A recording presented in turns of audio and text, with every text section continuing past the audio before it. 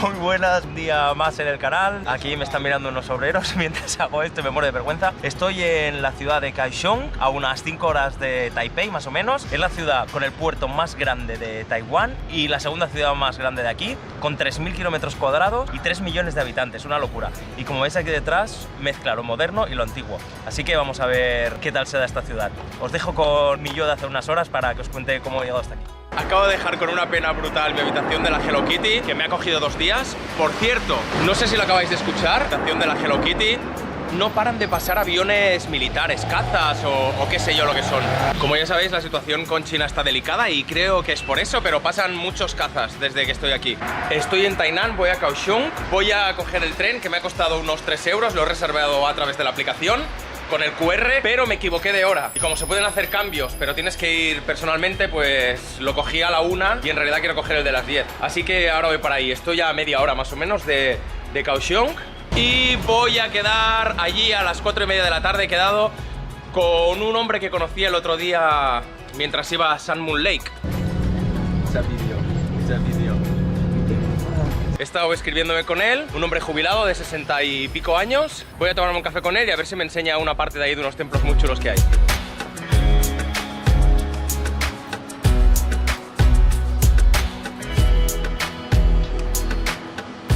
Arroz de este negro, un huevo le he puesto, bueno, le he dicho que soy vegetariano y que ponga lo que quiera, no sé ni lo que lleva dentro. Y esto, súper curioso, una leche de calabaza mezclada con leche de soja. Tremendo boloncho.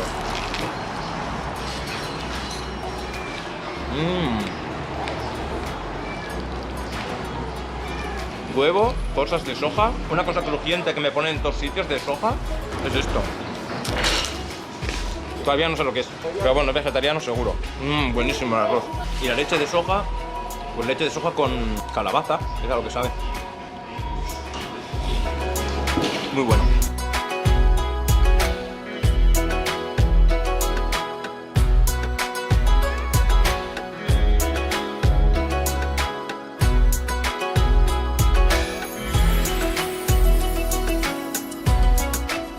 Pues ya estoy en Kaohsiung, el tren ha sido rapidísimo, perfecto, siempre puntual. Mirad qué pedazo de estación.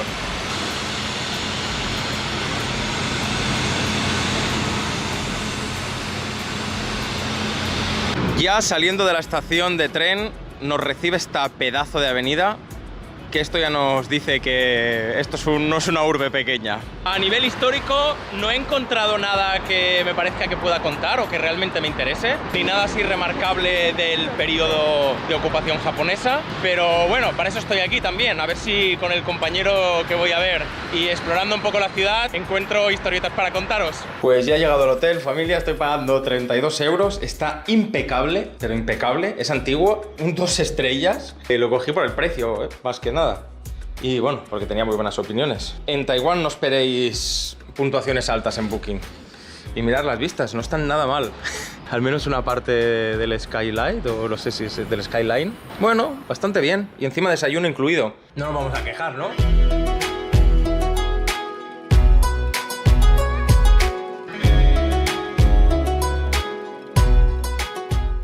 Y ahora la primera parada he cogido el metro, vale unos 60 céntimos más o menos, para venir a la parada Dome of Light, y esto es lo que vais a ver aquí. Tremenda estructura. Es una obra de arte hecha por Narcis Quaglitia o algo así, os dejo el nombre aquí debajo, un italiano, y hecho con, bueno, la mayoría de cristales y todo esto vinieron de Alemania. Tardaron 4 años en hacerla y es la obra de arte más grande del mundo hecha con vidrios pintados. Todo esto son vidrios pintados y luego detrás hay luces también y van cambiando. Está brutal, pero brutal.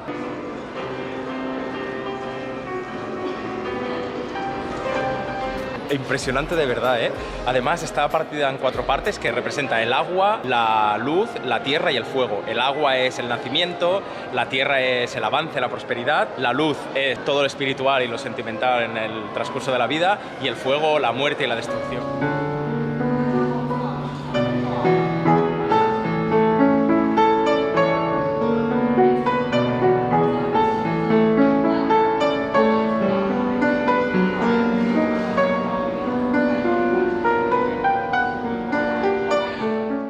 Siguiente parada, un poco extraña. Como veis aquí detrás, no sé si estoy en el malecón o estoy en Burano, como le llaman a esta zona. Una zona toda de casitas como Burano, el sitio ese que está, la islita que está delante de Venecia, que son todas las casas de colores, que hay Burano y Murano, donde se hacen la típica artesanía soplando vidrio. Pues he venido aquí a esta zona porque delante tenemos una isla, que es una isla medio artificial, medio de verdad.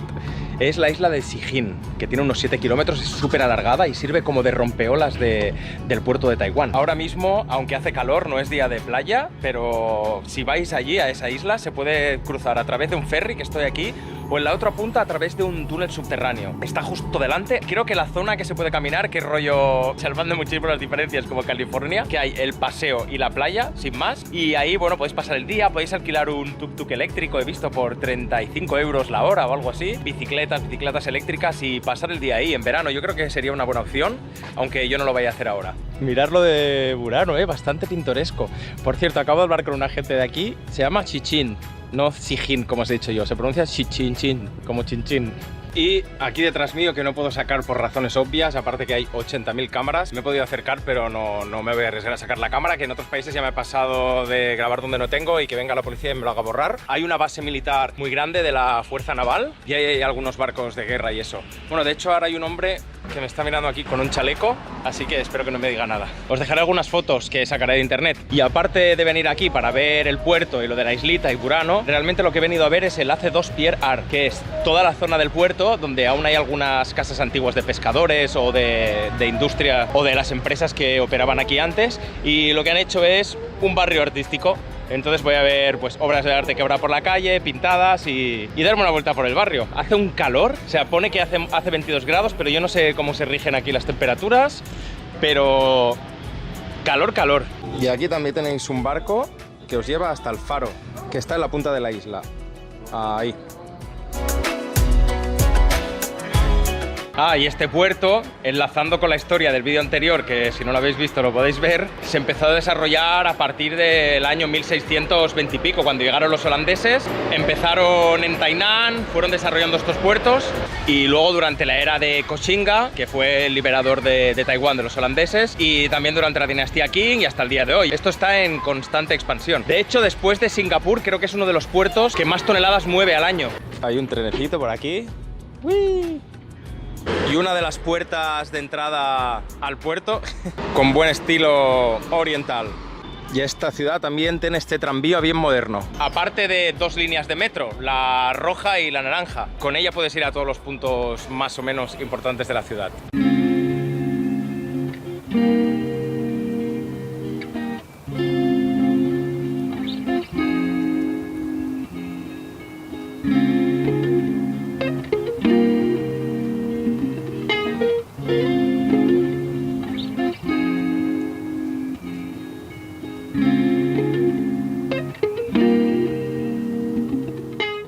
Bueno, el sitio hay varias galerías de arte, edificios así como almacenes antiguos, y hay varias exposiciones también para niños. Huele muy bien a mantequilla, así que no sé qué es, pero quiero. Y lo que huele también es esto. No sé qué son. Está poniendo, creo que azúcar, me ha dicho. Azúcar moreno, no sé, pero es muy blanco eso. Muy bonitos los huevos, eso suena un poco raro. Y no sé, a ver qué hay dentro. Me han costado 2 euros, carísimo, todo lo que había ahí es carísimo. Este sitio, para dar una vuelta, bien. Interés cultural, cero absoluto. Y si te gustan las exposiciones, pues hay algunas exposiciones de arte. Pero, bueno, para dar una vuelta. ¡Oh! Sabe como olía. Como galleta de mantequilla. ¡Oh! ¡Qué bueno! Encima son como la 1:30 de mediodía y no he comido nada. Aparte del desayuno. Muy bueno. Y muy cookie. Se me vuelve el papel.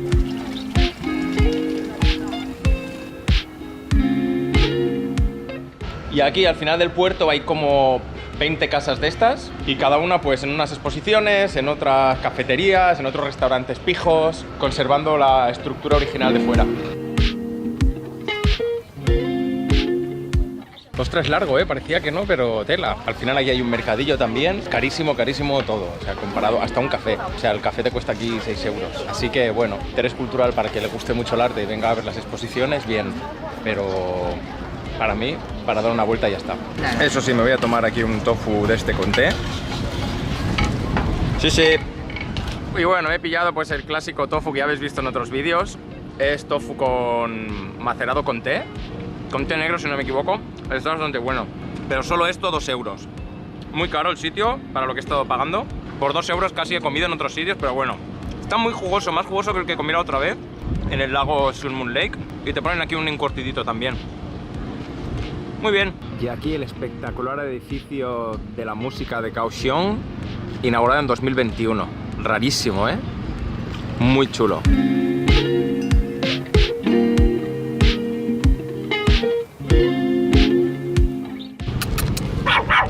¡Oh, no! ¡Oh, no!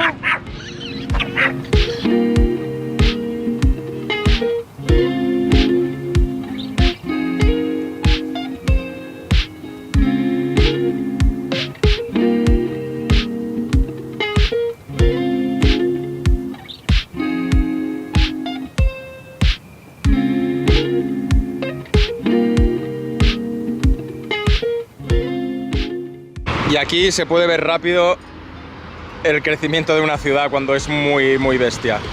Casas super old school y justo detrás este pedazo de mamotreto. Tremendo. Buah, me he tenido que acercar más porque mirar qué guapo. La naturaleza se está comiendo esta casa que parece abandonada. Ostras, que me pensaba que era una pintada en la pared, pero no, es real. Y justo detrás, ¡pam! No tenía muchas opciones porque está casi todo cerrado y esta zona es bastante cara por lo que veo. Así que me he venido al Mos Burger, que es como una especie de, no sé, como un Burger King, pero bueno, una cadena de comida rápida de hamburguesas. Pero esta, mirad cómo es. Voy a probarla a ver qué tal. 5,34 me ha costado.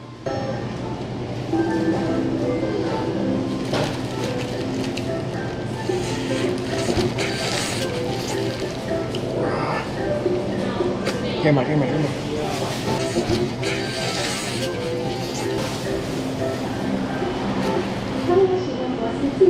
Quema una locura. Guau, cómo quema. Son setas, ostras. Tofu. Muy bien condimentado. Voy a esperar un poco. Onigiri pero caliente. Muy jugoso. Patatas rarísimas. Tiene muchos tipos de patatas. Por 5 euros no está mal.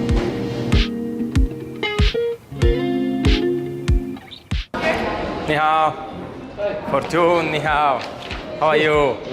How are you? Waiting long time? No, just Ni hao ma. 10 minutes ago.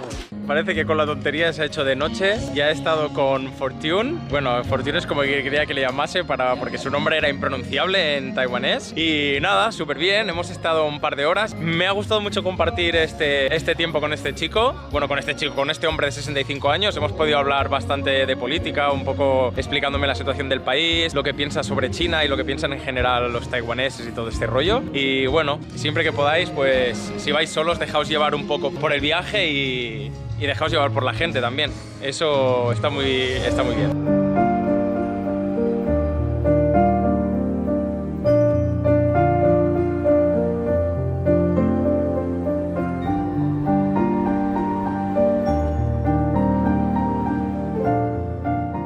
Primer templo que voy a ver, templo de Zhaoding Yuangui. Os dejo aquí los nombres porque no lo pronunciaré bien.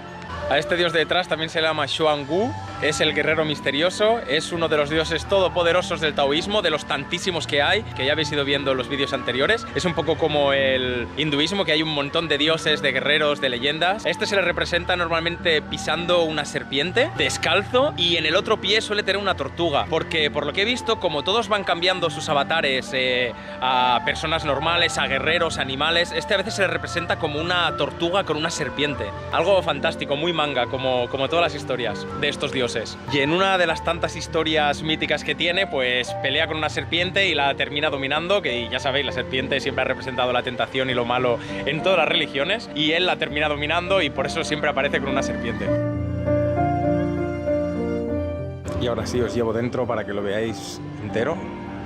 Esos son los típicos papeles que hay para quemar, que se queman para los deseos. Aquí, por lo que veo, hay una representación de una serpiente enrollada, una tortuga, y estos son las fichas estas, que en realidad es de madera, se menean, se tiran al suelo, y depende cómo salgan, te está diciendo sí, no, o si salen las dos así, como dos risas, quiere decir que los dioses te están riendo de ti y tienes que tirar otra vez. El sitio espectacular, cómo no, con todo esto del dios repetido aquí al infinito. Aquí la deidad, tiene cara de mala leche, ¿eh? Y voy para arriba a ver qué hay. Y a la planta de arriba, de más arriba no se puede subir. Buah, qué chulas las pintadas, ¿eh? Qué chulo.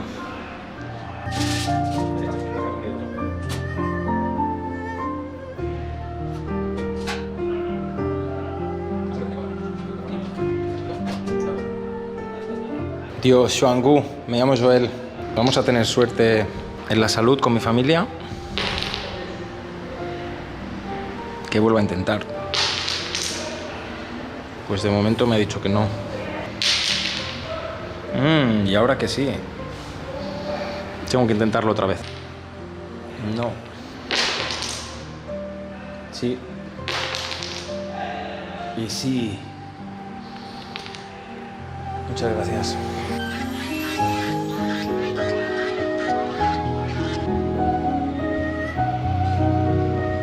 Vale, he dicho que no quería contar historietas de estas, pero es que me flipan. Suerte que cuando hice los viajes a la India, que he ido 3 veces, no tenía la cámara porque hubiera contado un montón de leyendas de los dioses. Bueno, se supone que cuando Xuangu era humano, era un carnicero. Entonces él, como es normal en un carnicero, mató a muchísimos animales. Pero con los años se arrepintió de haber matado tantos animales, se sintió culpable, se retiró a las montañas para practicar el Tao, que son todas las directrices del taoísmo, para purificarse. Y mientras estaba en el monte un día, vio una mujer que estaba ensangrentada, que había dado a luz, que estaba lavándose las ropas. Esta mujer era Guan Yin, de la que os hablaré ahora un poco más adelante. Entonces él, para curar sus pecados, pues se sacó las tripas y las empezó a lavar en el río. Entonces el emperador Jade, que es como la deidad suprema dentro del taoísmo, al ver que él estaba arrepentido, lo convirtió en inmortal. Por un girito inesperado de la historia, como suele suceder en estas leyendas, sus intestinos se transformaron en una tortuga negra y en una serpiente demoníaca, que empezaron a hacer el mal por la tierra. Entonces Xuangu, que en ese momento ya era inmortal y había abandonado la tierra, tuvo que volver para dominar a la tortuga demoníaca y a la serpiente demoníaca. Y es por eso que en su representación va descalzo y le está pisando la cabeza a una serpiente y a una tortuga. Y la representación que se le hace es una tortuga negra con una serpiente enrollada. Y he tenido que volver al templo anterior porque me había dejado la tapa del objetivo. Y como podéis ver, también sostiene una espada que, según la leyenda, es una espada que le dejó otro dios para luchar contra un demonio y no se la quiso devolver. Y como la espada era mágica, si la soltaba algún día volvería a su dueño. Por eso dice la leyenda que nunca suelta la espada. El siguiente templo que vengo a ver, que está al lado también del lago, es el templo dedicado a la diosa Guan Yin. Diosa o dios, porque es una diosa andrógina que ha tenido muchas formas y a veces se la interpreta como un hombre, como una mujer o como un ser andrógino. Guan Yin es una de las diosas más amadas, es la diosa de la misericordia y, como ya comenté también en otros vídeos, el budismo viene de la India. Hay muchas mezclas del hinduismo, de los dioses de la India, de los chinos, del taoísmo, budismo. Entonces esta tiene muchas representaciones también en el hinduismo, en Tailandia y en otros sitios donde se la representa con varias formas. Lo paradójico de la historia con el dios anterior, con Xuangu, es que ella es considerada por los budistas la diosa del vegetarianismo. Entonces, en muchos sitios donde se sirve la comida budista, que es vegetariana, muchas veces aparece esta diosa en los restaurantes y en los templos budistas también. Entonces es gracioso que el carnicero arrepentido, en ese momento de la historia o de la leyenda, se juntara con ella en el río, mientras la ayudó a lavarse la sangre que tenía del parto. Y como la veréis, muchas veces dentro de sus aventuras épicas, que ha tenido 50.000 también, empiezas a mirar leyendas y no acabas, se la representa encima de un dragón, porque también iba encima de un dragón alado, pues luchando contra el mal. Y sobre todo ayuda a todos, es la diosa de la misericordia, cualquiera que le reza, le ayuda. De verdad, es que no quiero ser pesado, pero es que estoy flipando poder ver esto solo. Hay 2 personas ahí, un homeless durmiendo. No entiendo. Y ahora sí, aunque hay muchos más templos y muchos más sitios, estos eran los más 3 épicos y el tercero es el de las pagodas del tigre y del dragón. Este fue construido en 1975. Todos los de alrededor son más o menos nuevos, estos que estamos viendo, excepto los que están al otro lado, que son los más clásicos, que de esos hemos visto muchos y ya no los sacaré. En este sí que veo que hay más gente. Para llegar a ellos tienes que ir haciendo unos puentes en forma de Z. Y por desgracia, porque creo que están en mantenimiento, no se puede entrar dentro. Y no os puedo enseñar lo que había. La leyenda dice que tienes que entrar por la boca del dragón, das la vuelta por detrás por un puente y sales por la boca del tigre. Por desgracia, lo que hay dentro no lo podré ver y lo que hay detrás tampoco.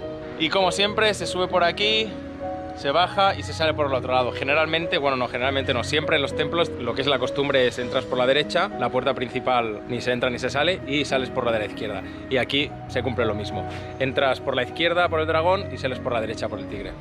Muy buena experiencia, me siento muy feliz de haber venido aquí, haber quedado con mi amigo Fortune, un amigo ya para cuando vuelva aquí a Taiwán con mi mujer, si venimos alguna vez más, yo seguro que voy a volver, y poder estar aquí en estos templos a esta hora, tranquilito, con las luces, poca gente, muy bien, esos momentos que te llenan, no sé.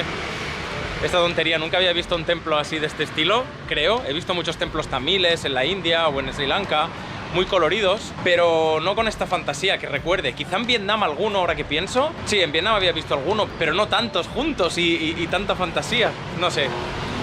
Ha sido muy guay. Y un par de cosas más que no os he comentado del lago. Se pueden hacer algunas actividades acuáticas. Creo que hay como esto que te llevan con la lancha o algo así, como una tabla de surf. Y luego puedes alquilar una bici y dar toda la vuelta al lago por aquí, que está bastante chulo. Imagino que en verano estará lleno de gente.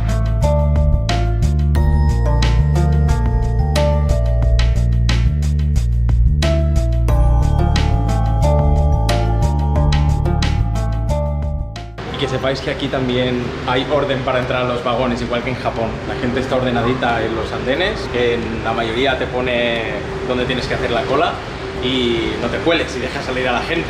Y puedes usar la EasyCard también aquí y en todo el país, en el transporte público, en los metros, en los buses, en los Konbini, 7-Eleven, Family Mart, en todos sitios. Como llevo haciendo estas 2 semanas, va perfecto. No tienes que preocuparte de la estación de metro ni de cuánto pagar.